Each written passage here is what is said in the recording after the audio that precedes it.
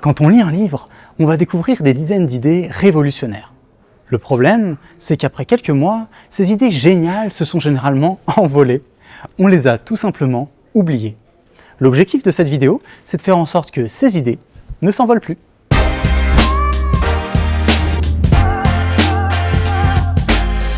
L'outil qui va nous aider s'appelle une matrice de décantation.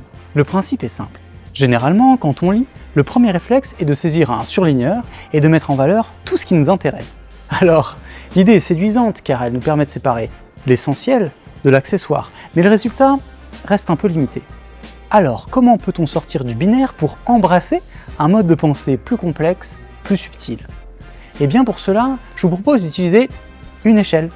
Plutôt que simplement surligner, je vais venir annoter la page d'un plus si l'idée me semble avoir un intérêt léger, de 2 plus pour un intérêt supérieur, 3 plus pour une idée géniale et 4 plus si je me trouve face à une idée susceptible de changer ma vie pour toujours.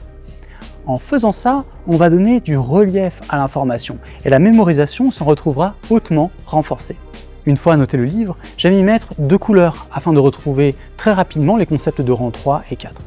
Et ensuite, je vais jusqu'à m'amuser à créer ma fameuse matrice de décantation pour retrouver chapitre après chapitre les différentes idées qui m'ont marqué, des plus importantes à celles qui le sont moins à mes yeux.